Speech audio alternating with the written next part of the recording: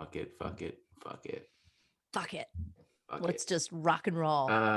Sorry, please continue. You were just saying that you're a demonic bitch.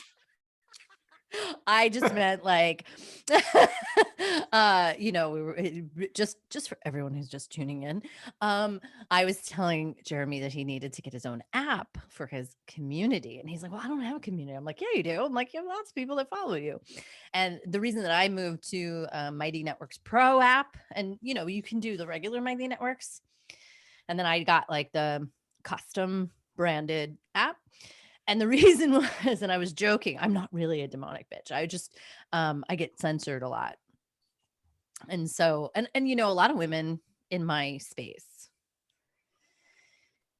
even before the age of misinformation, we're getting censored all the time for their photos. And, I posted a photo, a gorgeous photo of me and my kid, like where I'm holding her in my arms and she's not wearing clothes, but you can't really tell that because of the way that I'm holding her. And I'm her mom. Like I wouldn't put a picture of my like inappropriately naked child on the internet. Like I don't even understand how that could possibly be interpreted from my photos. But they initially like flagged it, took it down, and it was gorgeous. Like it's just a beautiful post about like a mom and a baby. And that happens to women I know a lot, right? So like, I follow these amazing birth accounts, like, birthing, and I have to literally click like, yes, I want to see this video. Yes, I want to see this photo. Like, can't I just turn that off? I'm not easily offended. I don't need to be protected from reality. I'm an adult. So anyway, Jeremy, you should totally have your own app and you should have your own community. And Yeah. see, I was motivated because I've been censored and I couldn't, I had my whole business on Facebook groups. And I I remember mean, the first time that I was banned for 24 hours, I was like, you know what? I was like, I can't run a business in a place that I don't have control over whether I'm deplatformed or not. yeah, I was going to say strategically, it's simply about risk management, right? Oh Or yeah, the totally. reclamation of power and agency. It's like, I don't want to be at risk of some outside source completely undercutting my business model. I mean, and I feel like that's sort of just the reality that we're living in now. I mean, it's something that I think about constantly. And you know, oh, this You was got a not what little, you were planning on you talking got to a me little about twinkle in your eye. today. There was I a did twinkle in your eye, and I've because seen that in I people was about to before. talk about woke fascism and and you're like, Perry, this is the love bomb show. We can't say things like that. No, no, no. But really cancel culture, I have a real big problem with cancel culture. It's like just this erosion of free speech right now is just insane. Yeah, I'm with you. Is there more to say on that?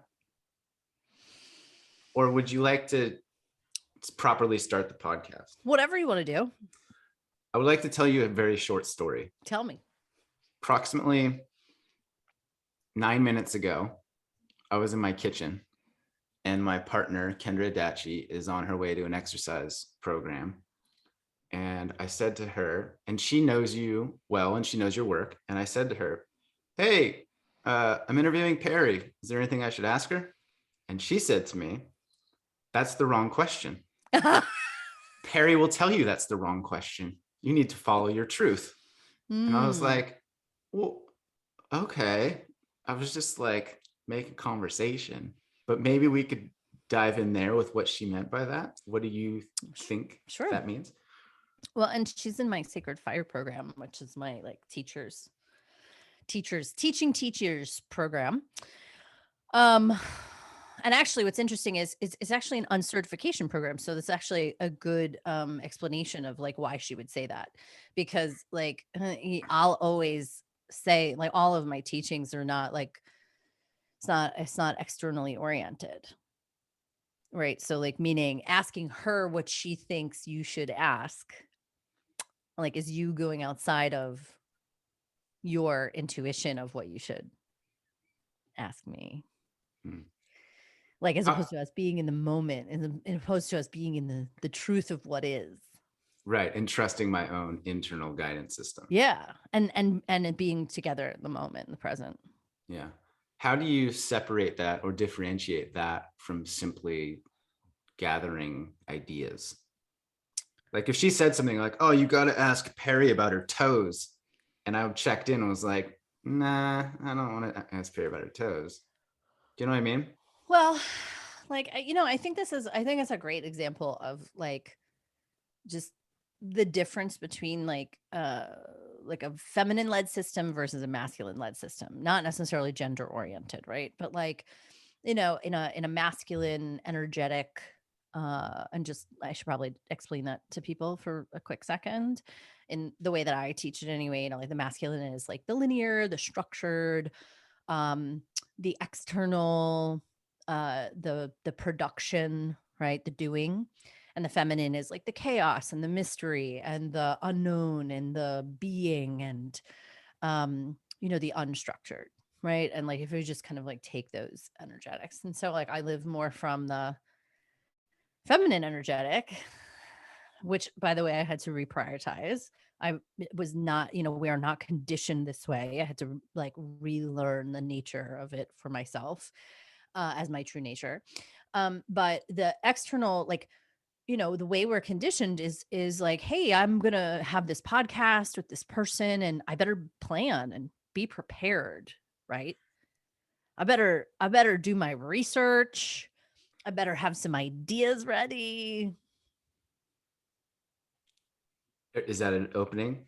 Mhm. It's funny because I'm on the record many times on this podcast espousing the virtue of minimal preparation Mm. because I like the free flowing nature of it. And selfishly, it's much more exciting for me as the host to get to know somebody live and in person rather than spending 4 hours watching all of your videos, reading your book, knowing all your content, and then like talking about it, you know?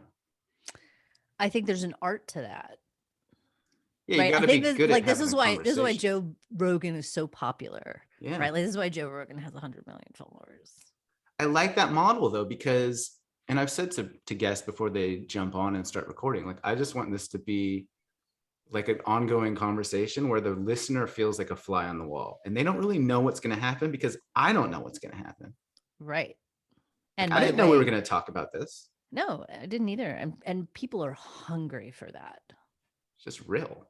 Yes, people are really hungry for that. We live in a time that is like where my experience is that people are just desperately hungry for this authenticity. Can I share with you what my notes are? Yes, of course. And then maybe there's a word that jumps out. I've written here's what I've written down. Let me ask you a question. Wait, before you go Okay. back to your notes, I'm gonna, Okay. I'm gonna just like, Yeah, hijack the conversation. no, because like I really want to know what the thing was that was opening, like what was there before the part of you that was like, let me look at my notes. Just now? Yeah. Like what was like was there a blank space? Was there like I don't know where this conversation is going to go. We need a little outside help. We need some No, it's pretty blank, to be fair. I Okay. like the wild mystery ride, so to speak. Okay. And I enjoy the So you like the feminine. I do. Yeah. I've said like when I teach at workshops and things that uh like I'm really good at profanity, I'm good at tangents, and I'm really good at awkward silence. And so if I ask a question or if I ask for a volunteer and it just goes quiet, I'll be like, I just smile big and I say, I will out awkward silence all of you. Like this is lighting me up. And so as a consequence of that, I've had many times on this podcast where I'm like, oh shit, my brain stopped working. I don't know what to say, or like I completely forgot my question or whatever. You were just real. I'm just happy to be here. Yeah. Yeah, truly. Like I enjoy meeting people.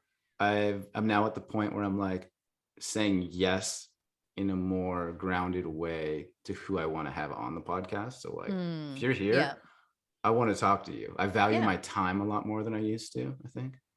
Well, let me ask you, you first met me like you first experienced me on Traver's podcast, or how did you first see me?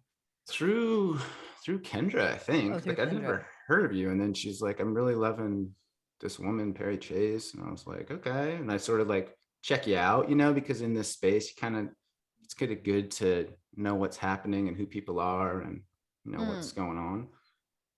And then yeah, I think I attended a live that you did with Oh, Traver, that with Traver. Yeah, yeah, yeah. and was like, "Oh yeah, I like this chick. She's got some fire." Yeah, fire and like it's you're like an intriguing volcano of sorts. It's Yeah, like there's that's a good description.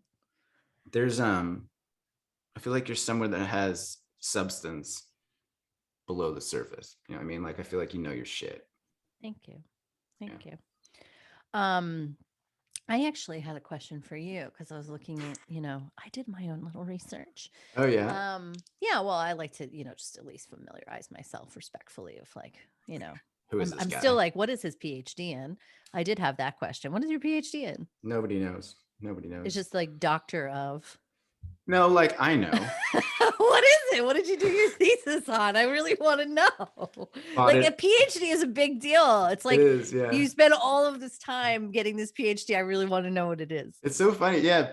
I've had clients who Am are I allowed to ask that? Did yeah, I you just can like blow up your spot? no, not at all. Okay. Oh, okay.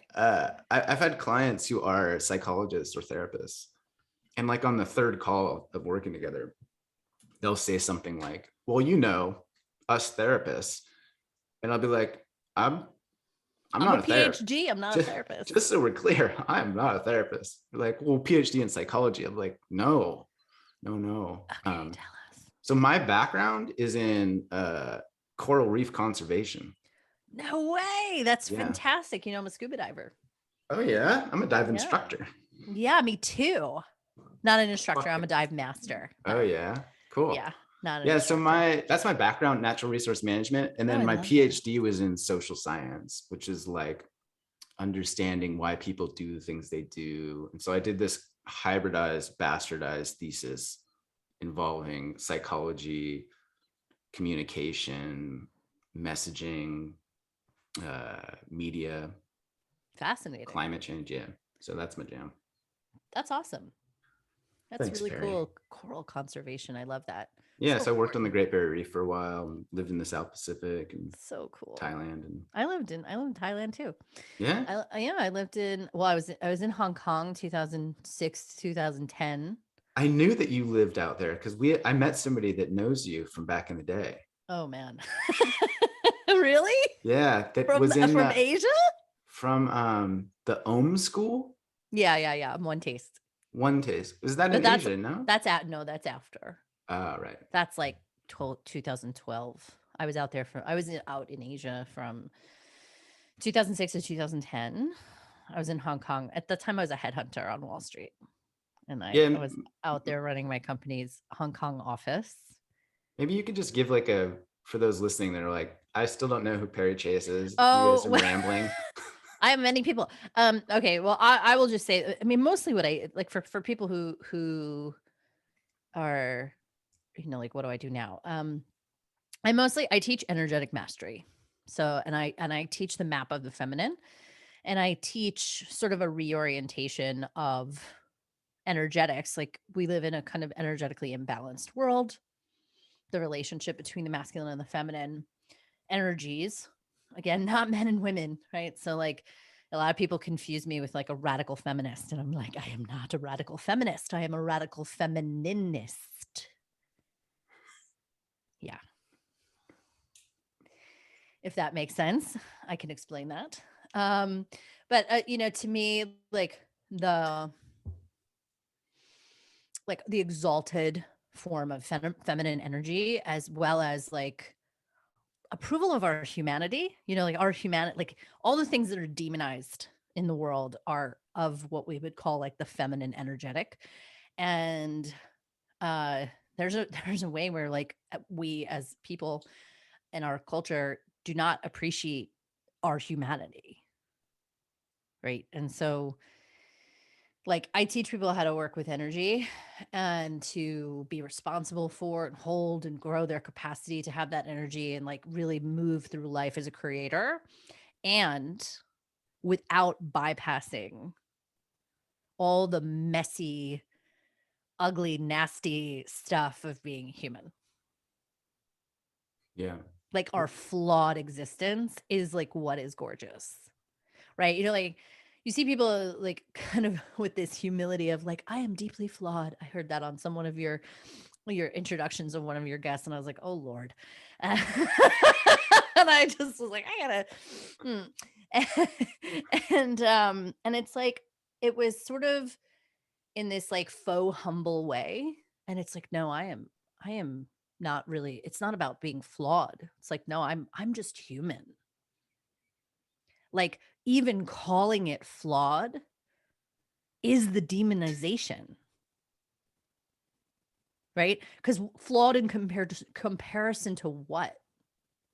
An ideal, right? And that's a masculine ideal. It's an external ideal. It's this idea that I am not fully whole and complete right here, right now, as I am, like that I am not perfect exactly as I am, that you are not perfect exactly as you are, that it is not perfect. And right. And that is a very hard thing for people because they're like, no, this fucking sucks. This is not okay. This is wrong. And it's like, in comparison to what? This is where we have fucked ourselves. Because everything is about, no one has any approval for anything because they're always going so quickly. And it's like, how do I make this better? And how do we get there? And how do we get more profits? And how do we have more, better, more?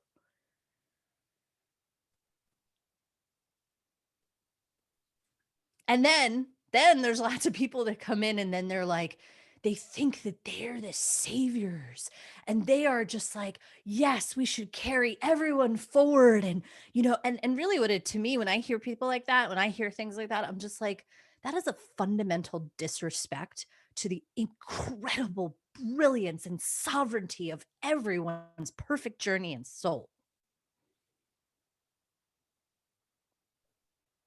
It is an absolute looking at someone and saying, God, they are just powerless. As opposed to say, like, wow, that is the particular experience their soul is having. And it's brilliant. And it's none of my business because I am just a small, irrelevant ego here in the world. And it is definitely not that I know better what is better for someone else's soul than their soul does.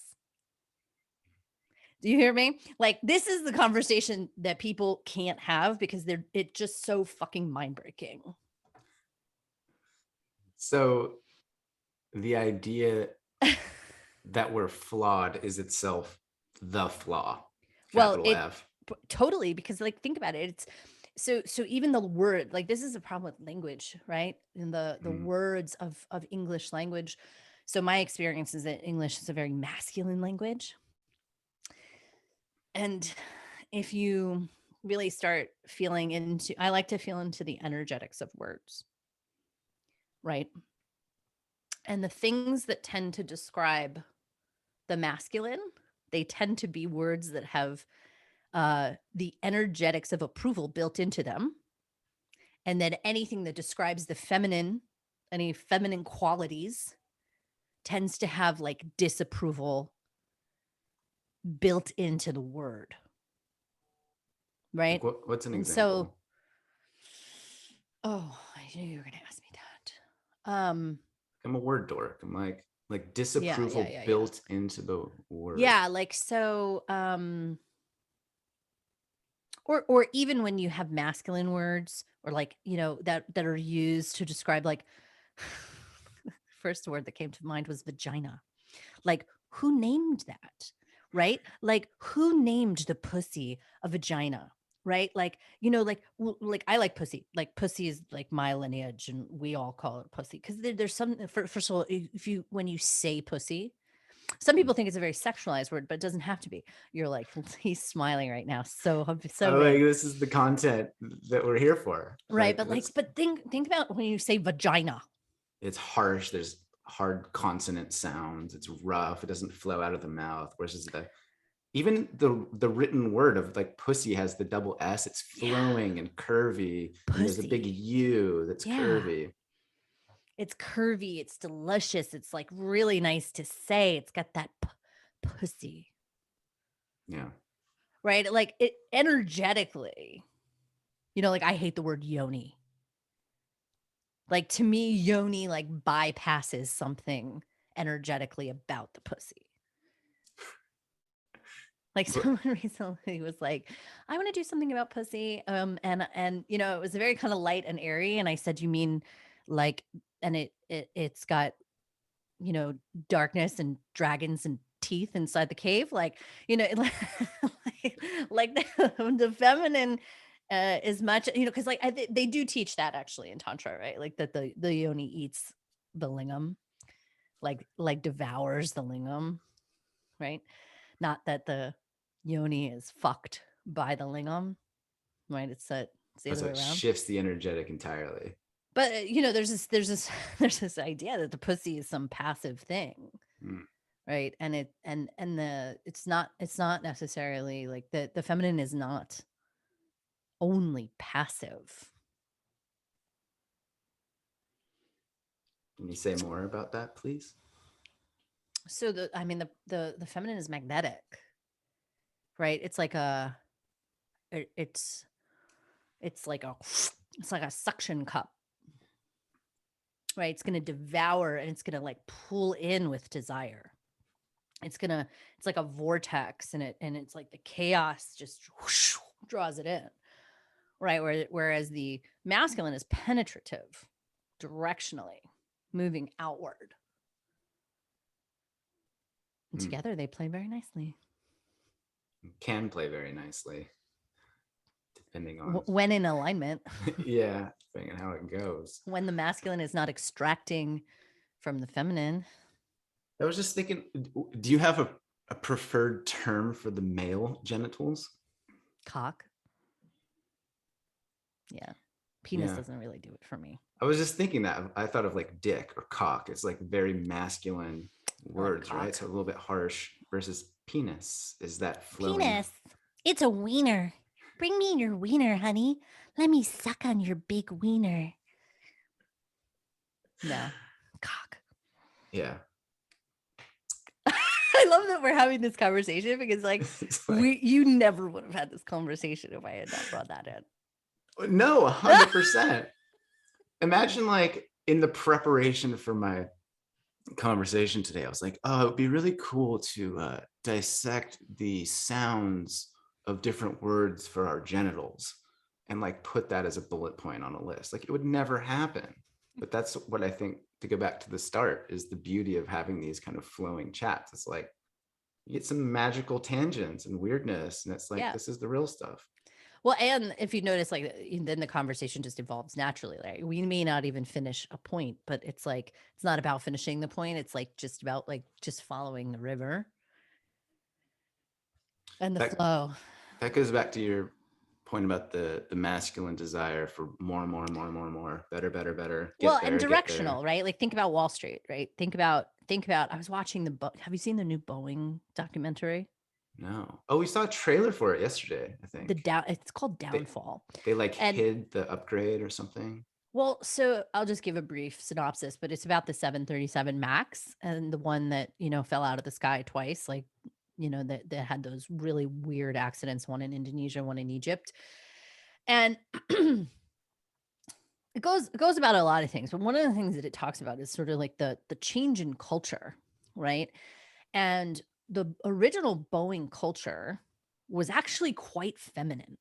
Okay. It was very first of all, the safety was you know, like quality and safety and community and you know, like all of this collective um cooperation in order to make a great product was the culture of the company. It was engineering led.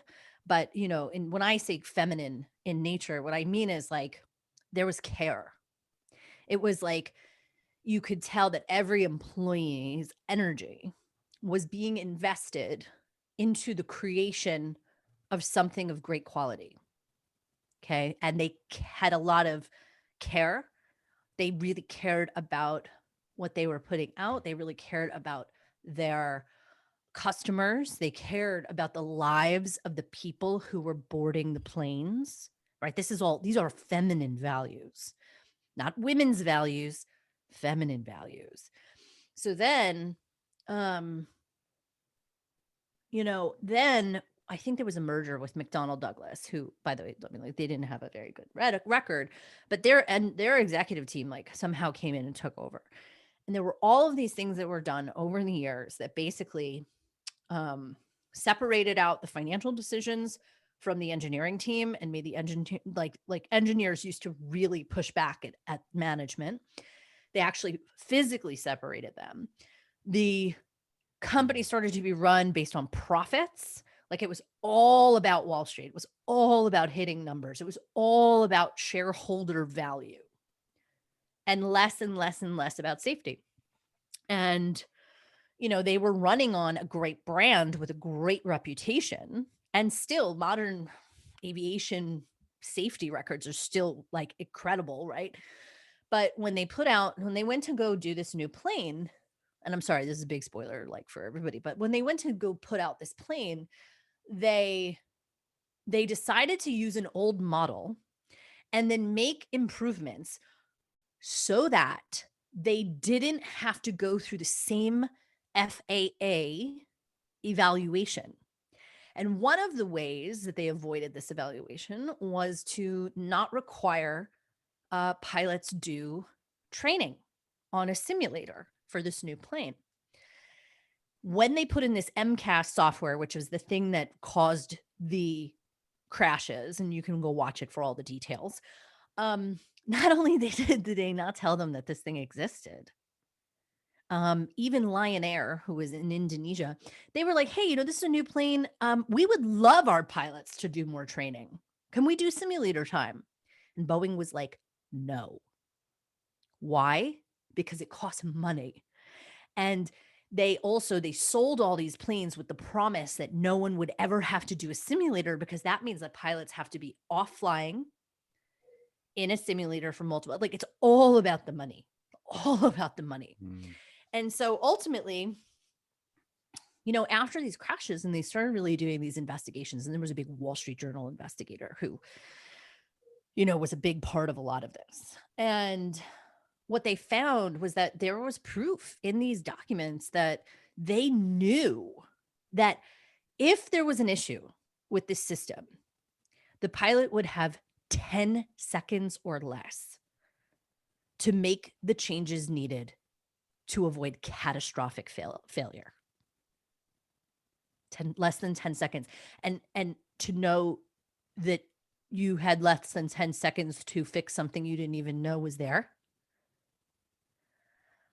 Right. I mean, the uproar about this whole, it was criminal, right? And ultimately, I think they paid something like $2.5 billion fine, like settlement, to avoid criminal prosecution.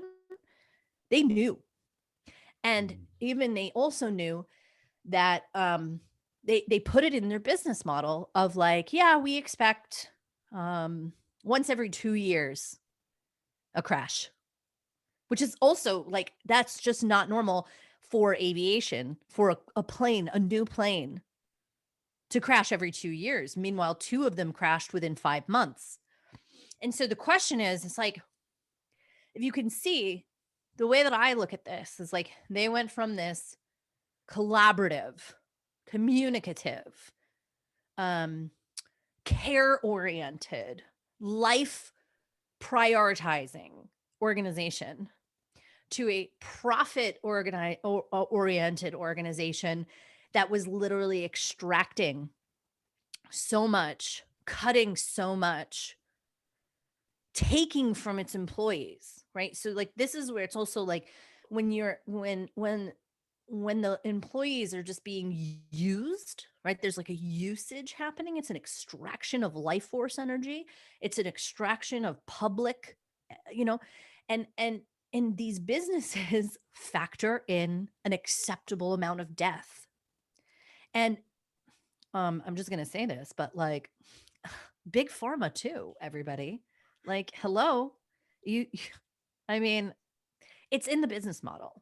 If you think that these companies care about us, like they care about your personal life or your family, they do not. if something happens to you from one of these corporations, you are a little number on a spreadsheet somewhere, and they have insurance and lawyers and all of this stuff already budgeted in to pay you off for something that you could never possibly be compensated for. Unless you're the pharmaceutical companies, and then you don't have any liability because you pressured the government into that, saying like, well, it's just too bad I won't make them. Right. So this is what I'm talking about. Like when I talk about, like the masculine versus feminine value systems, right? It's the same way, like we are just raping the planet. We have been for so long. Take, take, take, take, take. Wouldn't you put it back? Right? I always talk about this time period, like, it's only been like 100 something years since we've really built the world, right? Like, and I'm like, we've been building sandcastles while the tide is out. And now everybody's like, oh my God, the tide's coming back in. And it's like, well, yeah, what the fuck did you think was going to happen? It's the arrogance. This is what I mean. Like there's the egoic collective, the ego is always like it's a masculine energetic in all people. And this arrogance, this human arrogance, right? It's so arrogant. And we're so disconnected. Yep. I just you're like, okay. Yep. But hopefully that makes the point of what I was trying to explain. Yeah, I guess one other way that I would offer, or perhaps a complementary perspective, is the idea of individuals scale up to a larger entity, right? And so when you talk about a culture or a society or a civilization, right, that thing in and of itself has motives, it has a shadow side, there's this unconscious dark expression that comes out. Careful, because see, now you're getting into like, you want to demonize the feminine. No. Okay. How do you mean? Like maybe I was inadvertently, but well, I mean, shadow and like technically shadow and all of that and dark, and that's all feminine. Okay. We want to make it bad. It just is. Like right, it's the conscious and the unconscious. How do you describe the impacts of something and note that it's not great, or perhaps to your point, great in terms of what? So if to your point, if the tide is coming in and it's going to wreak havoc on our civilization, I'm okay with that. Like to me, it's just fact. Like to me, it's like, see, this goes back to like approval too. See, we get utopian, we get idealistic, and as opposed to getting real. Like what we should be looking at now is like, wow, okay, we are paying the piper, right? All energy is like, you cannot just take energy forever without giving it back. It's the same principle as karma. You are responsible for the ripples that you ultimately set out, right? And so like the decisions we make today, our grandchildren will pay for. Future lifetimes, right? Like you pay for in incarnation, whether people believe that or not. That's how it works. Yeah. So I guess my question would be, but it's not about good or bad. Right. If we accept that is happening, right? Mm-hmm. Then what do you do with that? Because I feel like some people would just become apathetic of like, we're fucked. Everything's fucked. We are fucked, and everything is fucked. So just enjoy your life. Okay. And then where does maybe enjoying your life? Where does agency or free will, alternative choices fit into that? I mean, look, I think that there's two pieces, right? I think there's always sort of like the acceptance of where the energy is flowing, right? We are in a large collective cycle at the moment. And from my energetic assessment of where we are as a collective, there's no way we are going to be able to turn this ship. Okay. And that's not just about climate change. You can just feel, you feel the, like, it's almost like deepening into an addiction. The collective patterns that are happening right now are escalating, they're rising, they're getting more intense, they're getting more polarized. Like the the momentum in the direction that we are going would require literal mass awakening in a way that I don't see.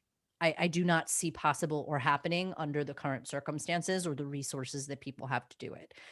And that level of awakening also, uh, the majority of the world does not have the tools to know that they're not going crazy, right? Like that. I mean, that's the thing, right? That's why we do wake up in community and we have people, teachers that guide us and all of that, because if you don't know what's happening, it is scary as fuck. And you think that you're going crazy. And I think that there are places where people are waking up, but, uh, it's like being like, yep, I'm an alcoholic. And that's me going to the bar right now. And I'm going to do 5 shots and call it a night. Right. And it's like, that's where we're at. Like, I mean, That's the exact metaphor that came into my mind, is like watching someone spiral yep. and knowing that they know they're an alcoholic Yep. and knowing that they know they shouldn't go to the bar, That's right. and yet they haven't hit that rock bottom, dragging Because their the face along on momentum, it. Yeah, because it hasn't. the momentum has to hit it, right? Yeah, Very like, it's very difficult to watch an individual do that, and it's just like, I think we're doing that collectively. What you're describing there is like, it's well, all. at the same time, like, see, when I work with people, and you can see it because you're living with Kendra right now. I So know, I know. I drive people to the bottom, right? Because the bot, You so expedite it, like. well, and I hold them there, right? Like, so the thing is, it's like if you go to the bottom just through addiction and you're using substances and things like that, um, there's a lot more wreckage and there's a lot more of a toll of sabotage and things that are going to happen. Other people hit the bottom when like they get cancer and like and they just like, fuck, like, wow. And they wake up from autopilot and they're like, I really need to do something different. And so, what, some people don't though, right? Some Mhm. people get sick and they don't change.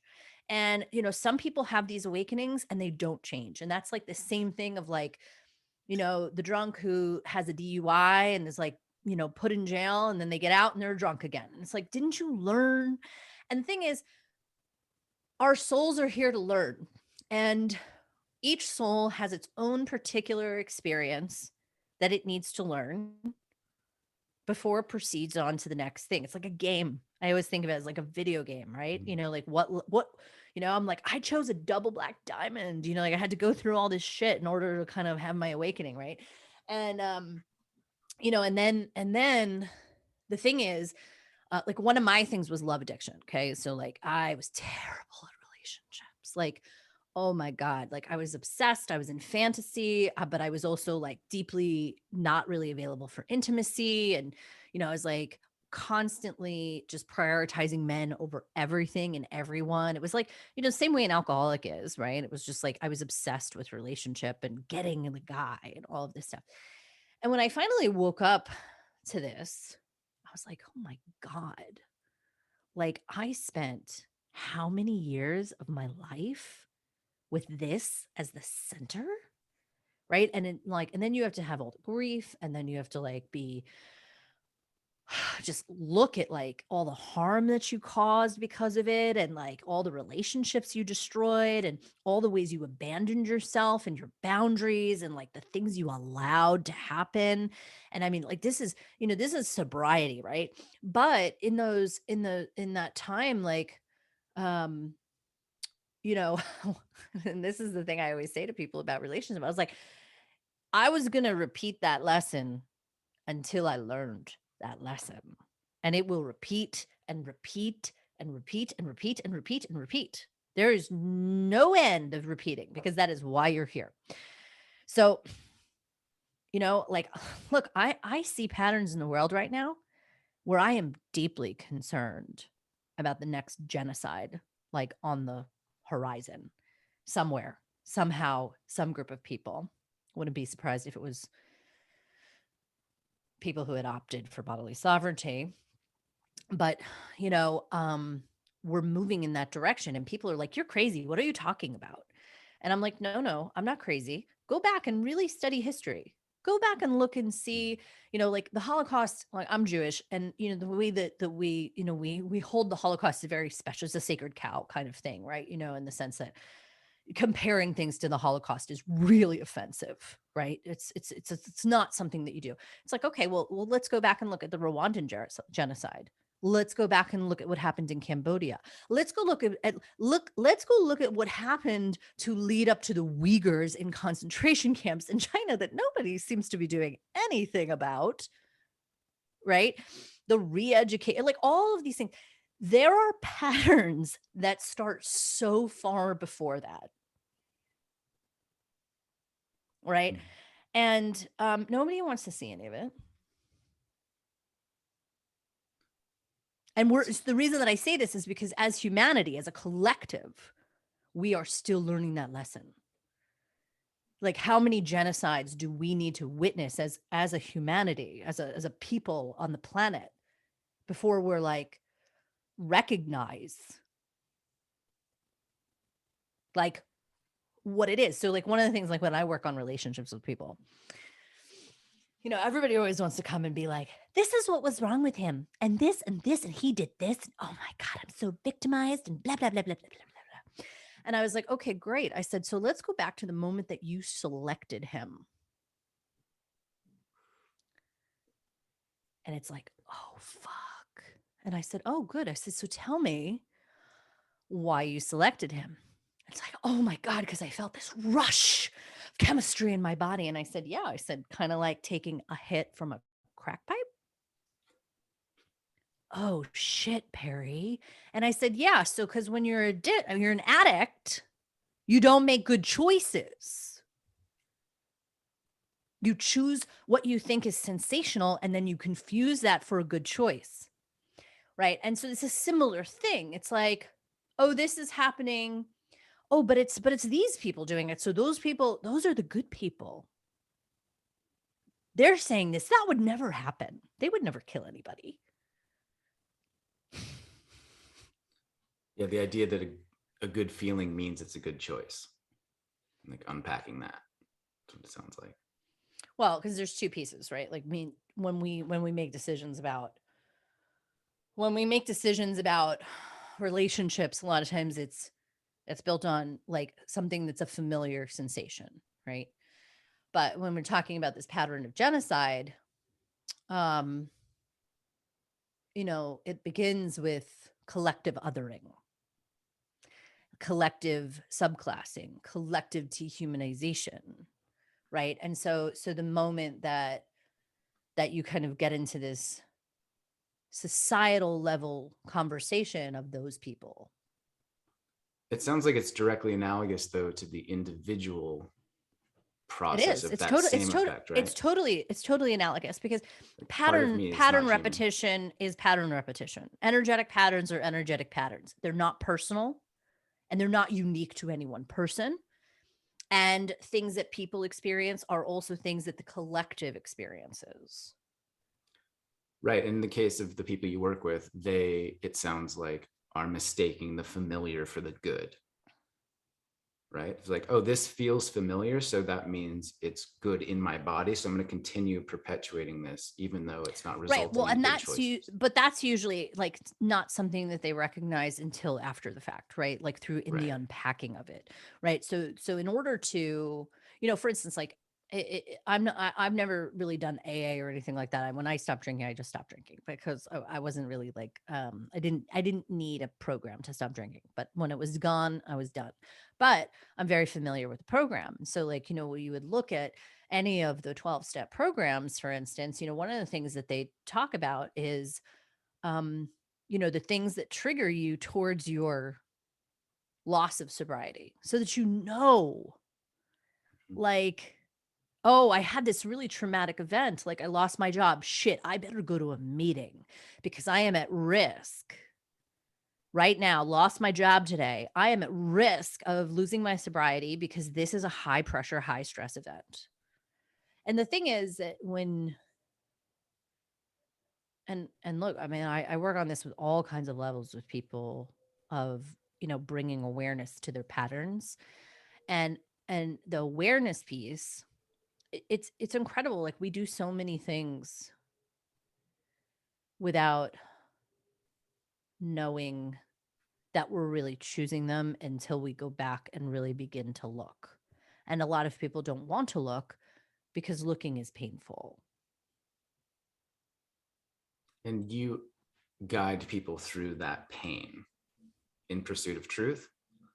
Yeah, I mean, pain is like, the way that I look at it is it's not just it's not in pursuit of truth. It's just like, um, yeah, I It, mean, I guess in a way, like the way that I work with people is to, you start with awareness and everything is really slow, right? You see like Kendra's in a 2-year program with me, like everything is really slow so that it does not have to blow up your life, right? Like that we can de-thread things one thing at a time in a responsible way.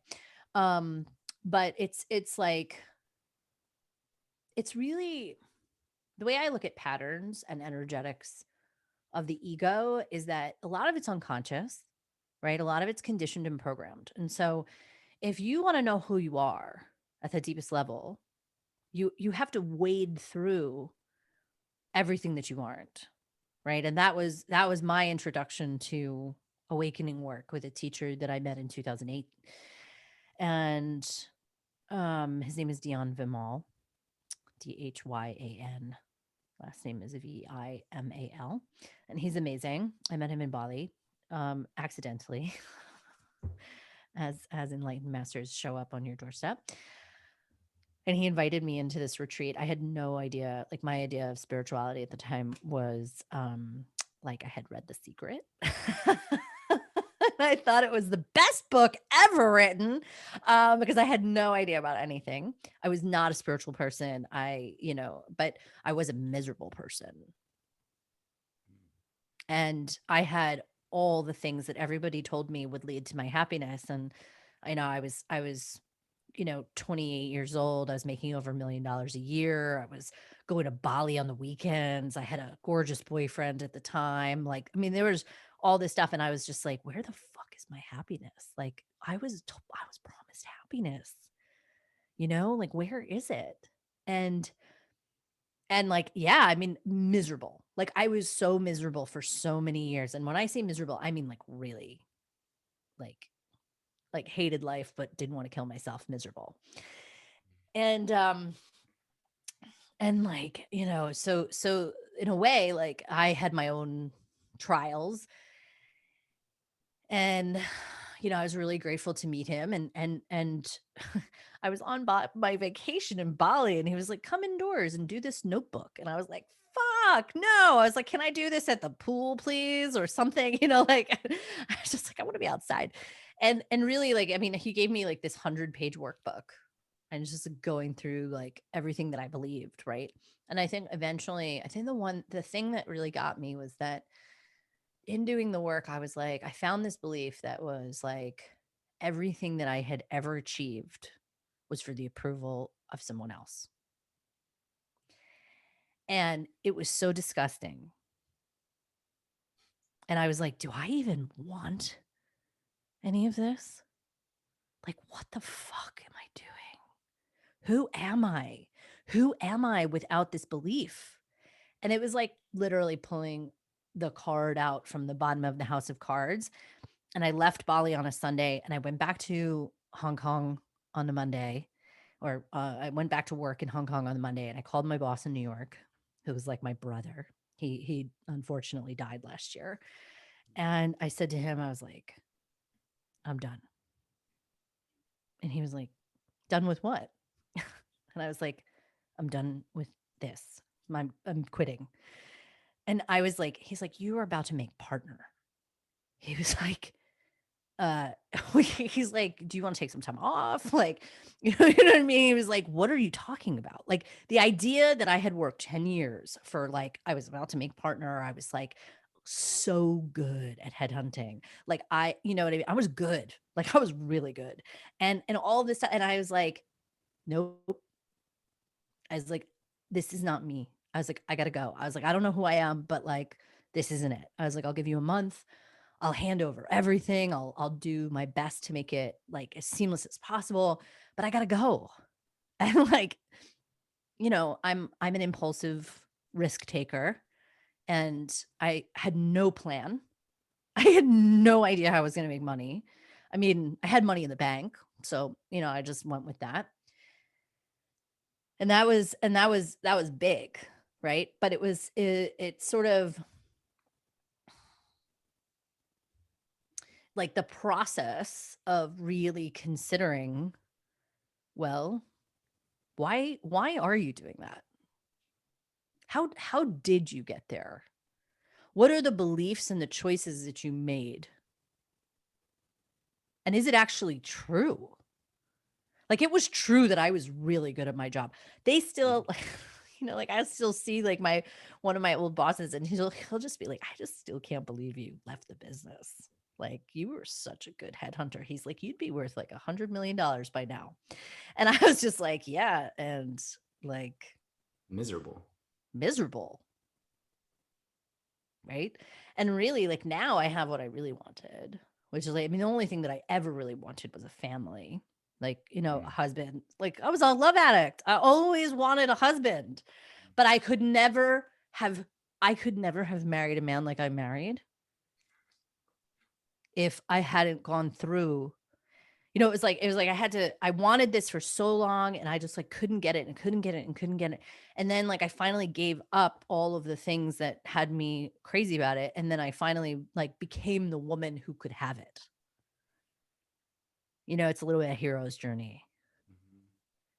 And it's so paradoxical as well. People always want the king, right? In this example. And it's like, cool, you have to be a queen and you have to get to the place where you are a queen. It's like, oh no, I just want the king. Like, I don't want Right. to Like, change. I want him to be the way I Yeah. want him, but I don't want to have to be the person to have it. See, Right. but this is a cultural thing for us too, right? Like, people love to complain. People love to say, well, I want this and we should have this. And it's like, really? Okay. Are you ready to be the person? I was reading something today, just about, how like everybody talks about like electric vehicles and like this is the future. We need to get off of gas. And then I was reading this article that was like, we as a country are nowhere prepared to make the batteries for these vehicles. We're not willing to mine for them here. And basically everything that we get, is processed in China. Like, China has like processes all the lithium. Right? Like, I bought a car this summer and they were basically like, you got to take what's here. We don't have stock. And the reason is because they don't have these chips. There's like a shortage in the chips, and there's a shortage in the batteries. I'm renovating my house right now. We're going to put in a solar roof, and had this conversation. They're like, yeah, installation, we hope will happen this year. It's all shortage of products.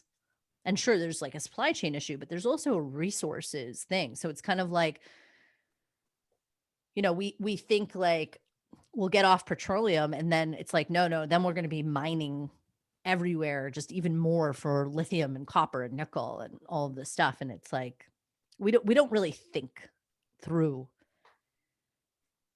everything. Yeah. And to your point though about the king and the queen ideal and sacrifice and needing to No, I don't know if I would not, not say sacrifice. I would not use the word sacrifice. whatever verb means to exchange one choice for another. Mm-mm. I would say it's to step into the responsibility of holding the choice that's true. Mm. Like, it's like stepping into, because I don't want to say sacrifice, because that means there's an exchange. Like, I But don't there want is people an to, I don't, exchange. well, you shouldn't, it's not from the perspective of, But it's not from the perspective of sacrificing, because really what it is it's an evolution. It's an evolutionary choice. I guess Like, from where I was coming from is like you have to sacrifice your comfort. You have to sacrifice your I would not victimhood. put it that way. I'll tell you why I wouldn't use the word sacrifice. Yeah. When you say I have to sacrifice my comfort, you are now victimized. You are literally setting yourself up as I am a victim of my choice. I don't understand that. No? No. I'm a victim of my choice by Yeah. using the word sacrifice. Sacrifice. Yeah. Because I'm choosing to do a bad thing. Is that like the No, weight of the because word it sacrifice? has like a martyrdom nature to it, right? Like there's this thing of like, well, I'm sacrificing my comfort. Oh, Right. I'm going to have to be uncomfortable. See? Look how great I am for being uncomfortable. Like there is this do you see what I'm saying? It's like, no, Yeah, I get it. you just need to be willing to be uncomfortable. Yeah. I see it. I Do you think we're see on the the same. active choice in the word willing versus Yeah. sacrifice? Yeah. I think it's like the subtlety of language and semantics. I think we're on the same page in terms of like, Totally. okay, I'm just refining it from the way that I would be like, I would not use that word because it gotcha. infers victimhood. That's all. I was just making sure I wasn't completely missing something and like, but it is so I guess now I'm like trying to choose my words very carefully, which I think is Mm. a good habit. But it sounds like there was one series of choices or decisions being made, and then there is a intervening incident, which then results in a different set of choices being made moving forward. Yeah, I mean, I think with every level of awakening, you are invited right into another layer of choice. And the thing is, you really can't be awake until you recognize that you are the creator. So like all of the work that I do is Mm, starts with that life is not happening to you, that you are an active participant in the creation of life. It doesn't mean there's no chaos. It doesn't mean that bad things don't happen. It doesn't mean that you won't have bad experiences. It's just that you aren't those experiences, right? I'll give you an example. I was in a gas station once, and people love to talk to me, so I don't go out in public very often. So I was in this gas station, and I don't remember why, but I was in the gas station and this man was behind me online. And he was an older man. I mean, he was probably in his 60s. And no, I'm always friendly. I always say hi to people. And I will always like hold space and, to some degree and whatever. And he opened up and he was just like, I got hit by a tractor trailer when I was 17. And he proceeded to tell me the story. And I was like, in that moment, I was like, oh my God, I feel so bad for this man because that was the peak of his significance mm, in his life. That he still in his 60s walks around and tells people that he was hit by a tractor trailer when he was 17 because somehow that gets the kind of love and attention that a story like that would provide. Like, wow, oh my God, you are so lucky to be alive. Like it's a shocker. Like, whew, like people will listen to that story, right? Like that is incredible that you are standing here before me. But what I felt was sadness because I was like, wow, this man got stuck at the level of being 17 and having this tragic accident. And then nothing was more sensational than that. Nothing was more connective than that. He never received more attention than he did when he told that story. And that mm, fucking broke my heart. And it happens all mm, the time. And our culture of rescuers, these like self appointed superior people who think they need to save everyone from themselves, which is like the most disgusting fucking archetype, in my opinion. And I know we don't like to talk about good and bad, but Perry, my human being, has some opinions about rescuers. And that would be it, that they're disgusting. Saving people from themselves is gross. And no, I was told that it just is. it is. It is. It totally just is. But like I have I'm full teasing approval. you. I have full approval for my humanity too, because Yeah. I am a judgy bitch. And I love my judgy bitch. People are always like, "You're a spiritual teacher, like you're a, like they think they caught me or something." And I'm like, no, I'm also a judgy bitch.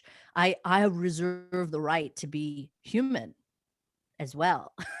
And you savor that part of yourself and enjoy it Love and love it. I it, love right? it. I love it. I love it. So But yeah, sure. If you're being a rescuer and you're doing it and you're just like, I love saving people from themselves. It makes me feel so important and superior, and I'm just totally going to do it all day, and this is fantastic. I'd have a lot more approval for it, actually. Um right. Like I'm so codependent. I I am love so that. codependent that I cannot make a decision unless you tell me how you feel about this too. Wait, I have a Um question though, going back to that man, yeah, yeah, yeah. that older man that was like, when I was 17, is it fair to say that him choosing to stay in that victim space is what makes him special, and that special then like helps him receive love and belonging and So connection?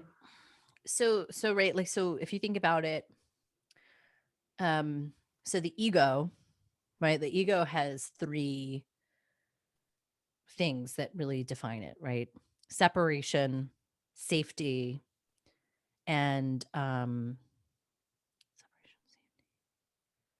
And the third one. safety. Yeah, like just blanked. Um Superiority. It's like the other oh, separation. Separation, safety. Did I say separation? Yeah, but like we can just say separation part two for now. Oh my god, I'll come back with it. But there are It's all three. good. There are three voices of the ego, basically. Like, I'm not enough, you know. Um, Separation, safety, and the other one. yeah, the other one. We'll get to it. But for But this but but gentleman, but the point of that is that when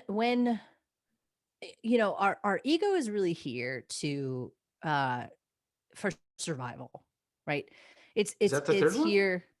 No, oh no, I don't think No, it's okay. survival. No, Sorry, I but got the excited. ego, the ego is, yeah, no, that's in safety, survival, right? So the ego's here to have us survive. Like, if you think about the personality, like in how people form their identities are formed based on how they get love and connection, right? Your entire personality is going to be formed based on how you experience getting love and connection as a child, right? And just and this is where awakening work comes in, because to me, if you think about it, it's like all of your survival mechanisms that you layer on are layered on top of this like open divinity that came through a body, right? And then as you go through life, you put on all of these protective armors and all of this particular ways of behaving just so you can manipulate and get the love and connection that you need, because you know what, as a baby you need love and connection, and as adults we need love and connection too, but we're capable of having love and connection in a open and authentic way where and this is really what I teach, which is like, take it all off. Like, I don't want to be in connection with you unless I'm in connection with the deepest part of you. I am not interested in having a relationship with your survival patterns. I am not interested in having a relationship with your trauma. I want to be in relationship with open, conscious, like life-loving adults who are aware of their divinity. And it's so confronting for individuals who have no idea that they're living day to day in a trauma pattern or in a victim mindset, etc. And so that Well, and the exposure thing is is, that because you have the rescuers. So the rescuers are like, you can't say that to people. That's mean. Oh my God, how terrible are you? Perry, you're so harmful and problematic. You can't say that to people. That is so offensive. And I'm like, no, I'm honest. And I actually see those people that you see as broken victims as like powerful divine souls. And like, I'm going to relate to them like that. But you, in order to maintain your superiority over them, you continue to treat them like they're fucking broken so you can feel good about yourself. I'm like, I'm not going to participate in that. We all have the things until you begin to take them off. That's it. Hmm. Yeah, I remember years ago, I went to see this somatic practitioner, Nicole Lowe's, who's been on the podcast. It's a good episode. And we were chatting, and then she said to me, she said, what part of you is a survival strategy left over from childhood? What part of you is actually you? And how do you tell the difference? And I was like, it was one of those moments in my life where I was just like, oh, fuck me. What did you, I think I put my head on my forehead. It was like, why have I never heard that question or considered it before? It's just like, well, and that's just it. That goes back to the exact thing that we were talking about like, when people choose, let's say, abusive relationships because that's the sensation that's familiar. Like if they grow up with trauma or whatever, I mean, I grew up in a very volatile household, like with a lot of emotional and like verbal abuse. And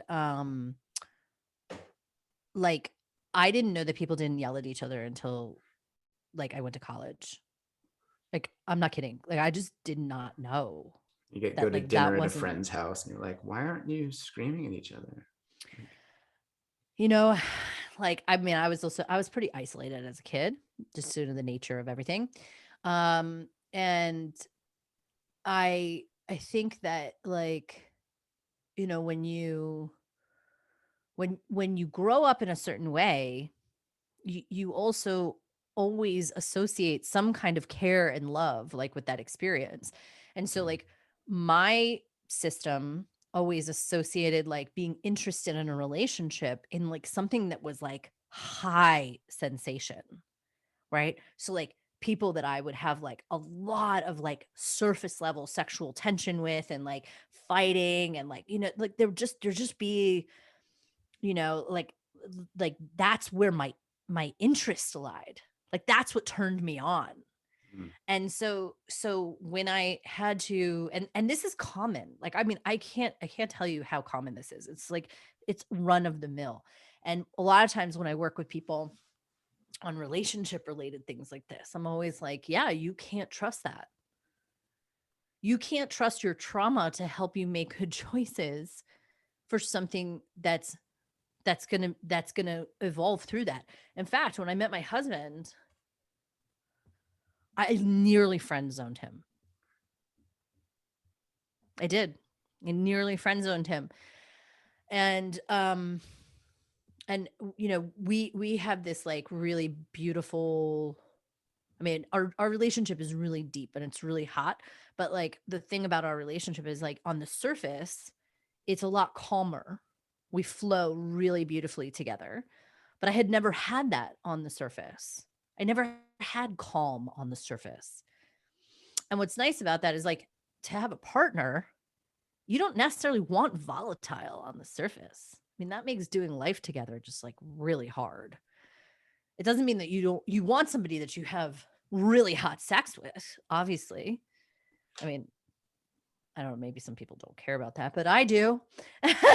But it doesn't have to be the energy that is driving everything, right? Like and frankly, like the other problem with like uh high sensation energies is that, and I forget what show it was, but there was this show where this woman, it was Nicole Kidman, she was in a relationship and it was definitely abusive, but it was right on the edge of abusive, and like the sex was so hot, right? And so the things that get so close, and it's like, why don't people leave abusive relationships? And that's one of the reasons, because it's not always abusive, and when it's not abusive it can be really really hot.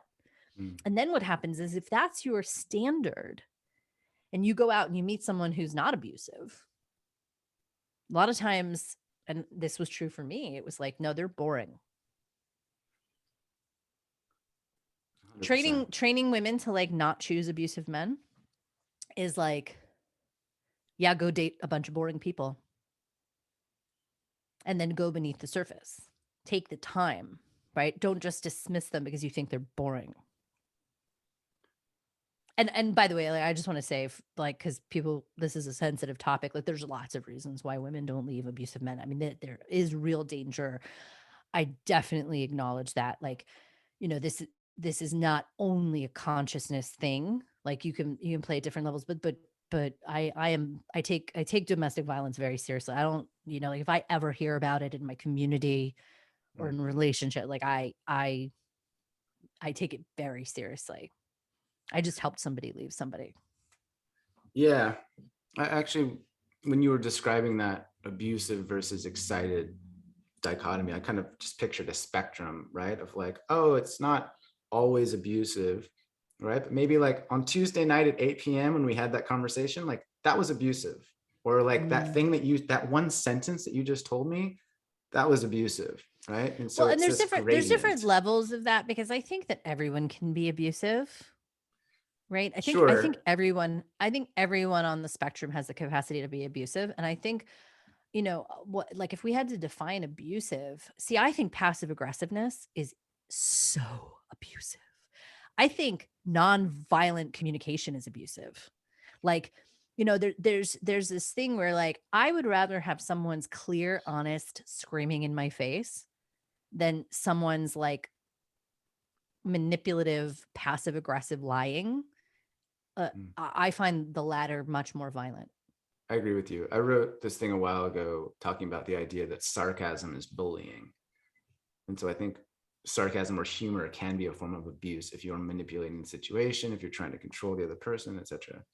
And like that was an interesting realization for me of like, oh, where do I use sarcasm? Where do I use my humor to puppet string the situation or whatever? Would you agree with that? You have a twinkle in your eye. I think it well, because I also think that one of the signs of woke fascism is that we've lost humor, and like I think we need to be able to mock people, and I think we need to be able, I mock people all the time. I'm like, yeah, hi, like my name is blah, blah, blah, blah, blah, blah, blah. Yeah. You know, like I love mocking people. I think it's important because it's not like you're mocking the being, you're mocking the pattern of how they're showing up. And Mm. this is another piece of like you need to be able to point to things that way. Sarcasm is so important. My favorite Instagram account is the Babylon Bee. Like I fucking love them so much. They make me laugh because it's almost so close to the truth, but it's just Mm. got that little bit of edge. And Yeah. like I think we need that, but I think The way I worked through it was like, what's the intention underneath it? Like, is the intention to control, dominate, avoid, sure. etc. Versus, or is it like that's just fucking weird and fun and playful and like, you know, I'm trying to Well, I connect. think humor and sarcasm has always had a piece of like actually pointing to a truth, an uncomfortable truth that's kind of offensive to say, It's like, I mean, some of the right? best comedians are the darkest or the most I l- traumatized. I love, but I love comedy for that reason. And like, Mhm. you know, I think that again, this super lefty. I mean, like I used to be really liberal. Do you know that? I used to be like really much more. I mean, I'm not conservative. Like, I mean, Jesus Christ, I teach pussy stroking. Uh but I'm definitely not conservative. Yeah. And I'm definitely not religious like that. Like, you know, obviously I'm a big believer in choice. I'm a big believer in full expression. I think everybody should be able to live how they want to live. But there's like this place of just like thinking everyone needs to be saved from their feelings, from like, oh my god, if you say that you're putting people's lives in jeopardy, and like, you know, and it's like these lives are important, and it's like no one said that they weren't important, but we can make fun of them too, right? And we can make fun of ourselves, and we can make fun of you know, we can make fun of culture, right? Because there are things that are to be made fun of in all cultures. Like, if you can't fucking make fun of shit, what is the point of being human? What are your thoughts on trigger warnings? It's so funny. I was actually about to write a post on that today. because somebody in my group did a trigger warning yesterday on a post, and I said, we don't do trigger warnings in my space, so rewrite it. And I was like, oh, I'm going to write a post about why we don't do trigger warnings in my space. And so, like, the reason that we don't do trigger warnings is because this is a spiritual space. You are responsible for your triggers, and you are responsible for working through them and using them as tools for awakening. I don't believe that our society should be tiptoeing around people's trauma. You don't heal trauma by not being exposed to things. Right? And what's happened is there's like this identity with trauma. And then there are all these people doing this work with trauma informed. And like, I'm just going to say there's place for trauma informed work. Like, to me, trauma informed work should be done to get somebody out of active trauma. But the idea, like meaning that their nervous system is so dysregulated, that they are so unconscious, that they are so in fight or flight, that like they need it to stop. Okay. Like, I get that. But like, here, I'm going to give you an example. Like, I knew this woman who is morbidly obese. I mean, very obese. And she wrote this post on Facebook and was basically like, folks, you need to stop putting on your exercise and your food posts because it is fat shaming and it is very triggering to fat people. And I was just like, wow, like, you're serious. Like, you're serious that you don't want to look at whatever is going on with you so badly that you need to police other people about sharing about their exercise and their food? Are you fucking kidding? And then the worst part is that there are people who'll be like, oh my God, I'm being so abusive to fat people because I'm posting about my exercise. I better not do that. Oh my God. What we're basically saying is that we can't be responsible for ourselves, and we can't, and other people can't be responsible for themselves. And then that just lights up all those rescuers, and they're like, okay, I'm going to go around the internet now, and I'm just going to tell everyone exactly how harmful and problematic they are. And my name is Becky, and I'm just going to yeah, like, so, oh my God, that is so mean. Oh my God, I'm going to report you to the woke police. I'm going to report you to Instagram. This is harmful and dangerous, and like, this shouldn't be on the internet. Like, I love mocking. I mean, what would life be like? That was legit. We're having fun now, right? That was legit an outstanding voice. Like, that didn't even sound like you. That caricature, whatever. I did like, go that to was... theater school. Oh yeah. I did. I went to Tisch. Why? You wanted to be an actress or a... Initially, it was yeah. I mean, I did all theater. I actually wanted to be on Broadway, and I got into Tisch, which is like, the number one performing arts school in the country, with like a 6% acceptance rate, I think, when I applied. And it was the only school I applied to. And my parents were like, are you fucking crazy? And I was like, no. I was like, because if I can't get into the best performing arts school in the country, do you think that I should actually pursue performing arts? I was really like, this is me at like 16, right? I was like, if I can't get into the best school, then I'm not going to do it. But then I did it for 2 years, and it was wonderful. It was an incredible experience, right? Because at NYU, you do conservatory, and you are, you're in conservatory 3 days a week. And so like, that was like, I'd start my day with like stretching and movement, and, you'd have improv and Shakespeare and, different acting classes and voice and speech and all the things. And then like 2 years in, I had another one of those moments, actually. Like, how I had in Bali?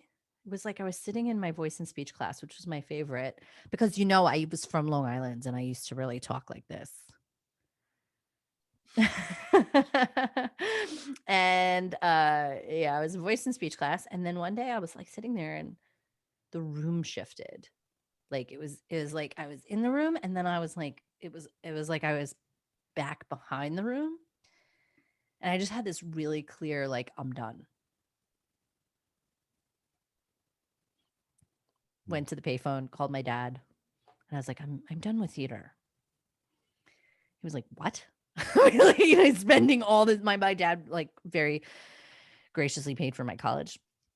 Very, very, very thankful for that privilege of not having student debt.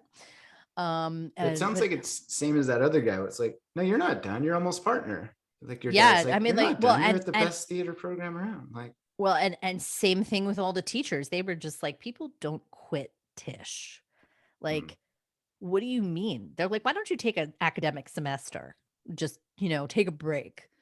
But what was clear to me actually, and it's interesting that I had this knowledge at the time, but like my system was really unstable back then. Like I did have a lot of trauma back then. My nervous system was very easily triggered. You know, and like and I really tried to like manage you know like it with drinking and like you know there was just a lot of trying to manage my life, you know, for a while, and I didn't feel like I was stable enough. Like I felt like if I went and did theater or acting that I'd probably end up dead. I feel like you've chosen well then. Yeah, well, I kind of, you know, I just was it was clear. Like I didn't really and again, this goes to like following that deeper thing. Yeah. I didn't ask why. I got the clear download of like, this is over. Next scene. Yeah, I think we can all relate to that. Well, once there's this knowing or an epiphany, or for me, when I talked about that, like what's part of you is real versus a defense mechanism, it's like, oh my gosh, once I know that in my bone marrow, there's You can't unknow it. you can't unknow it, right? And then every moment afterwards that's not in honor of that is just a complete terrible experience. So I had a question for you Okay. because I was like, when I was reading about you, I was like, making kindness cool, and I was like, well, what is kindness? Oh yeah. Someone asked me that the other day. I was on a podcast, and it's like, I don't know. I feel like I've kind of branded myself as that for a long time. And maybe to your Yeah. point about what we were just saying, it's like, I don't feel like how it started is how it is currently. And I think The there's still evolution.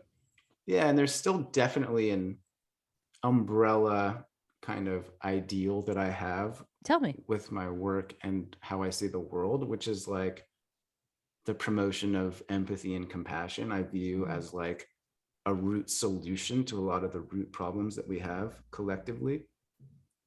And I just feel like if we So can, how would you differentiate like if see because I feel like there's such a,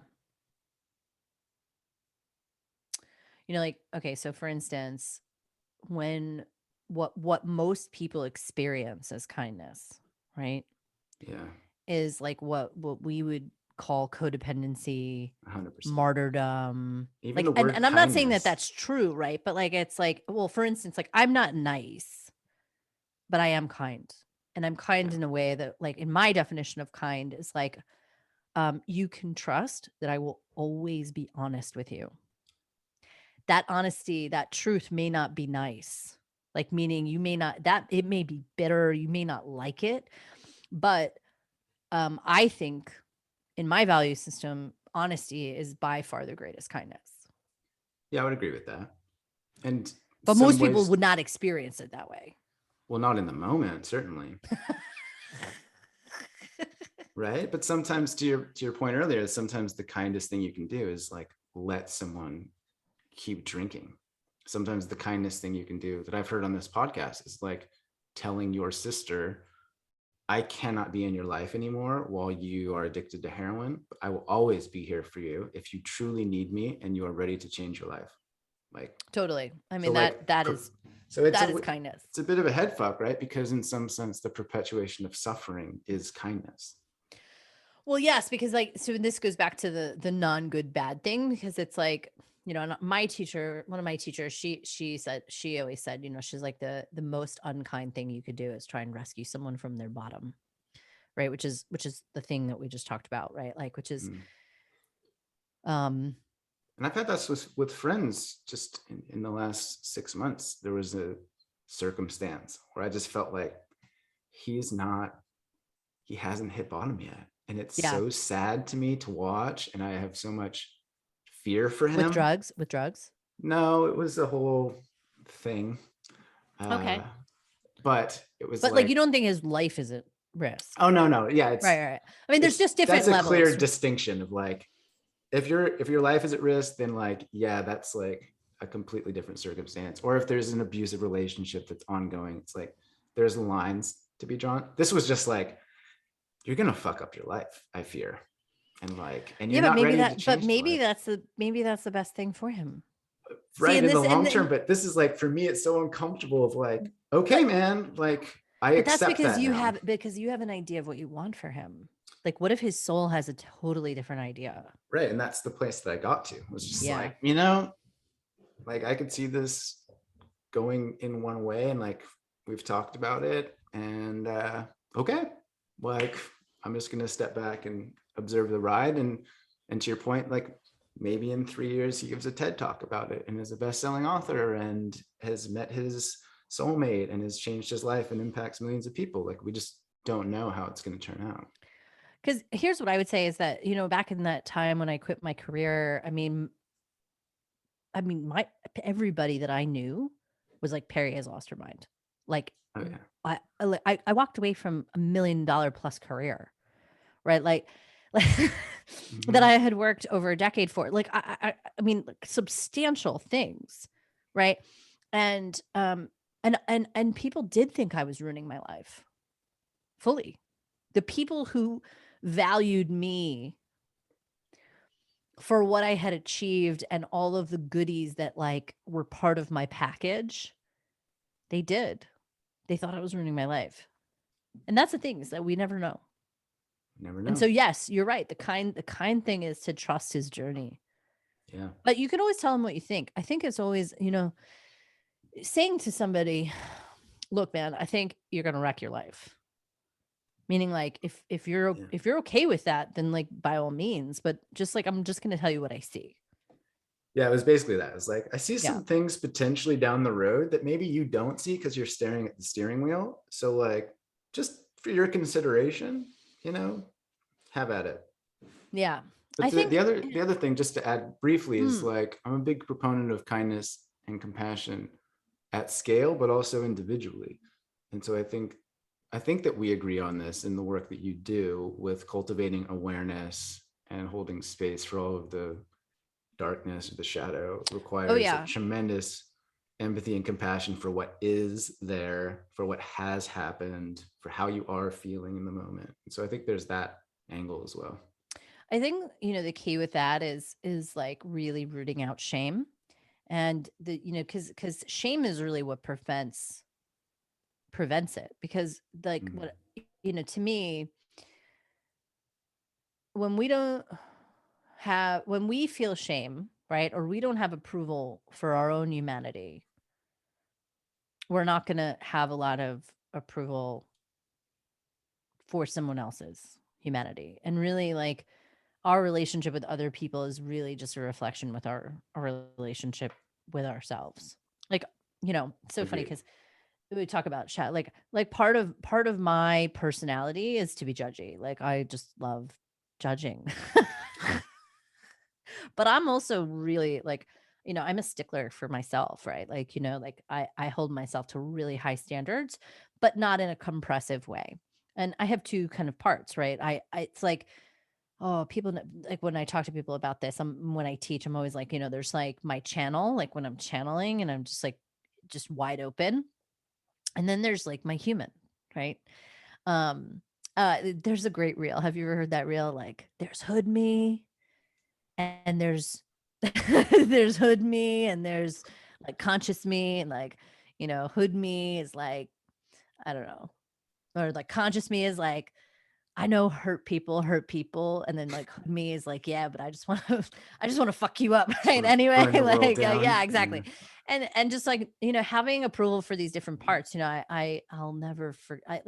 Like one of the things that happens when people project onto me too is like they'll see these parts of me and they're like, see, I caught you. And I was like, no, you didn't catch me. I am just judgy.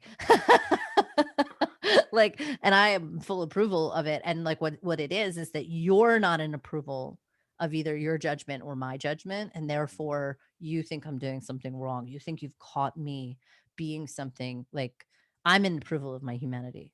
Like I'm in approval of the things that are not Why do you think you're idealized. why do you think you're such a polarizing figure? Or would you Truth is describe polarizing. yourself as yeah. Oh, totally. I've softened it a lot of the time, actually, but I'm not really out there mainstream. Like I'm kind of behind the scenes in a lot of ways, and I, just have my little magnetic vortex, and the people who are meant to find me, and then occasionally I do conversations like this, but like I've never done press. I don't have a book. Like I mean, I haven't done any of that stuff yet, and I think part of it has been a little bit of preparation because one of the things that I've had to actually work really hard on is because I think this is also like from what I consider feminine spirituality is that feminine spirituality considers both the reality of humanity as well as sort of what I consider spiritual principles. Like I can't work with a diverse group of people if I can't do the yes and like of spiritual and universal law and energetic law, but like also really look at their lived experience and the Mm. things that may have been different than my lived experience. And, this goes to compassion and also like that I don't get caught up in my identity.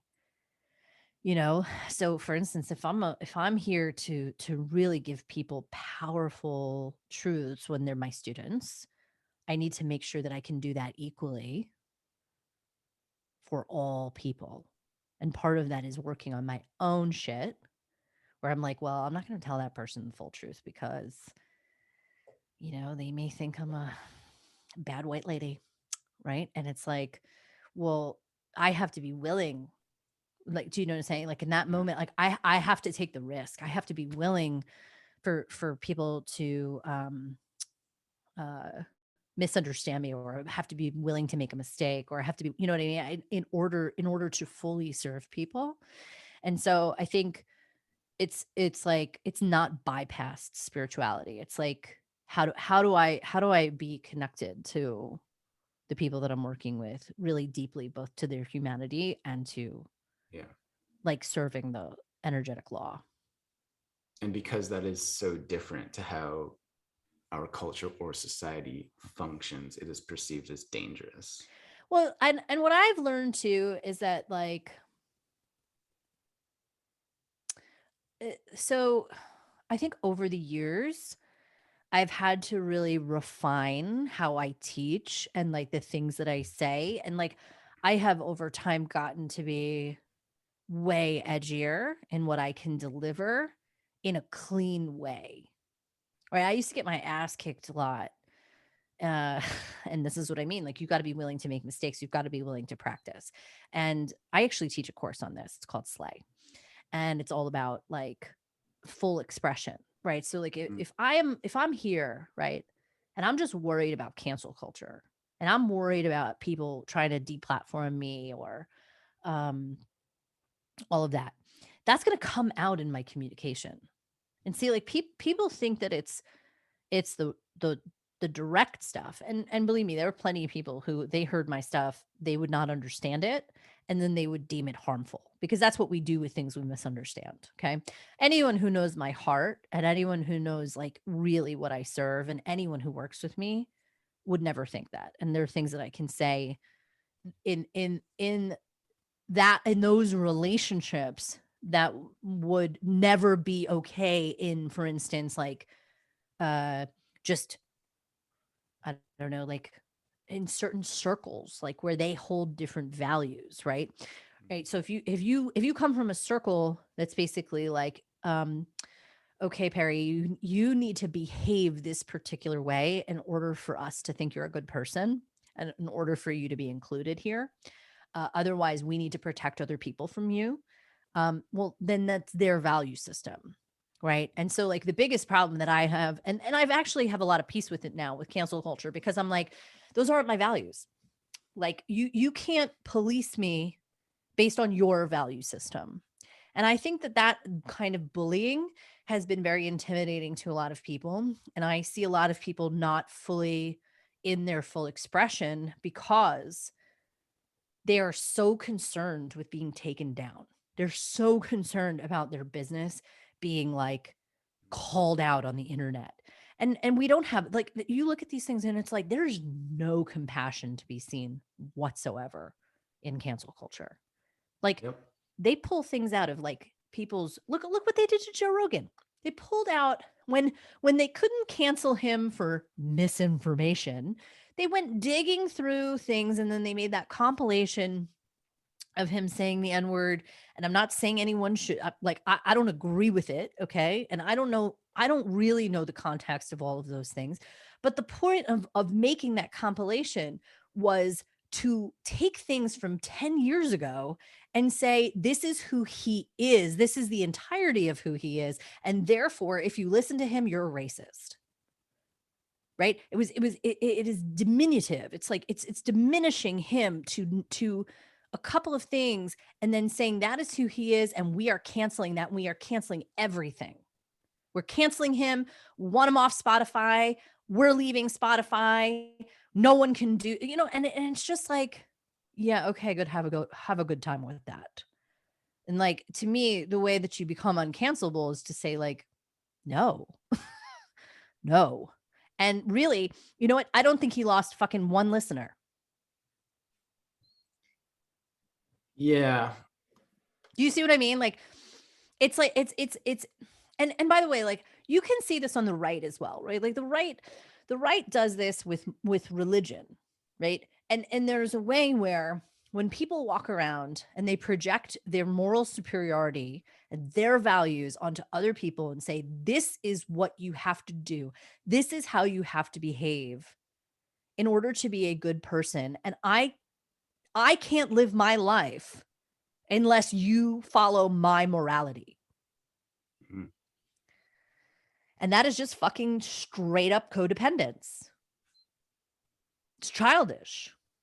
And it's not reality. It's unkind as well. Totally unkind. It is the most selfish fucking thing ever. It does not respect other people's sovereignty. It looks at another person and says, I need to control your behavior in order for me to not have feelings.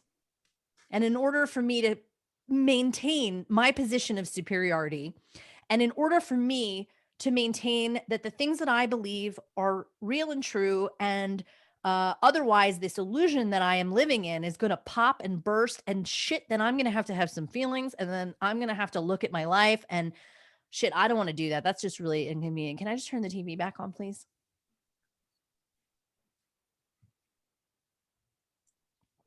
Perri, I feel Jerry's like, oh my God, this episode is going to be like. No. You know what I was honestly thinking? Yeah, tell me. That I'm really hungry. Oh, what are you hungry for? Yeah, no, how the episode is perceived, I have not a care in the world about. Oh, good. At I this mean, point. I just never know. I'm always like, are Yeah. you sure you want to have me on as a guest? I might Yeah, don't know what I'm no. gonna say. That's why I want to have you on as a guest. Like, that's what makes it appealing to me. And I think that you are. What are you hungry for? I want to know what you're breakfast. hungry. I just haven't eaten today. Oh, Jeremy. Yeah, calories essentially. But Do you want to pause and you can get some food? oh no, I have like a process. I like make okay. a thing. Got it. It's like, yeah. But I like having you on because you have strong opinions and you do initiate different ways of thinking and you do hold space for other perspectives and you are kind of this grenade that we can toss out into the world. Like, well, hang on. What she's saying is probably worthy of consideration for at least a moment. And I think that's why, that's why I listen to podcasts. Like, I don't listen to podcasts so that I could hear all of the stuff that I already know told to me. It's like, I want to learn some shit. I want to hear some different perspectives. Like, I love hearing stories. Like that is, I mean, yeah, when I love, I love the intimacy of two people talking and then just getting to listen and then hearing yeah. the stories, right? Like some of these stories that I've told today, like I'm like, I don't always tell these stories. I appreciate you telling them. It's not, yeah, I mean, it's just I like hearing them too from other people, right? Like it's a fun part about I think the format of the conversation. 100%. Yeah, and come back anytime. But I do feel at this time that I need to wrap it up because I'm quite You're hungry. hungry. Yeah, It's I good. should have I planned this. think I didn't realize normally it goes like 45 to an hour. I didn't think it was going to go like a long one, but after oh, about we could 3 minutes, I easily. was like, oh shit, like should have Oh eaten. shit, this is going to be a 3-hour conversation. Should I have think packed that's some fine. snack bars and a bottle of water and like backpack of Of all the sustenance yeah, to get you through. I just want to leave people with can I leave people with something? of Like course, yeah. No, don't leave people with anything. Let's not give anything. I think the thing that I love to leave people with is just the yes and. Meaning like you can totally be okay and accepting of like your life exactly as it is. And then you'll also get these hints, right? The universe is like moving through you and it nudges you and it's going to push you in a particular direction and lessons are going to come and then whether we accept those invitations, right? We can grow. I just don't like people to think that like you like that there's any way that you aren't okay with how you are. Like meaning that actually you're perfect, right? Like Mm, you're perfect. Your life is perfect. And even though you might think like all these things are wrong with your life, like it's like whatever is happening is the perfect path for you, uniquely you, even if the circumstances may seem hard or terrible or painful or any of that, like that there is like a universal perfection in it.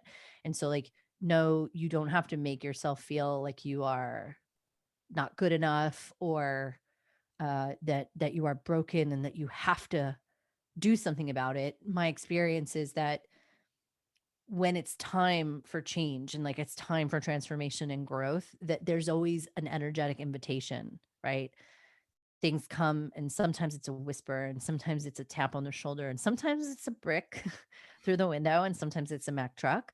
And it's always our choice when we want to accept that invitation and move forward. And I just, if I can, the kindness that I would like to leave people with is actually to like be kind to yourself, like have approval for the things that maybe are not ideal. mm. Like if you're a judgy bitch like me, just enjoy it. Like eat that chocolate cake and just have it. Don't feel guilty about it. Just like, like when I'm judgy, I just like eat it. I just want to be judgy. Yeah, this feels so good. Right. Yeah. It's like, what if you Right. And loved then it? move on. And then I don't have to be judgy all the time. Right. And then I can be so accepting and all of that. Right. It's like, it's yes and. And that's such a transformational idea. Like, just that. It's like, oh, just love this. Like, love what you are. It's perfect. Love what you are. Be kind Yeah. to yourself about it. Yeah. Yeah. Love Yeah. what you are. Well, thank you so much. You're so very welcome. I'm glad we finally got to do this. I've obviously heard a lot about you. And it's been great to chat. I was writing down that line, love what you are. I like that. Sorry, I was a little distracted there. Love what you are. I could see that like on a shirt or something. Anyway. It's such Uh a it's such a radical concept for um an externalized culture, yeah. like where we're always like selling to people's like idea of what they could be or should be. That's the revolution, right? Yeah, It's like love what you are and let it out. But absolutely. anyway, yeah, I think you're wonderful. Thank you for spending 103 minutes of your life with me, It was my and pleasure. hopefully get to. Where do you live? I live in Phoenix.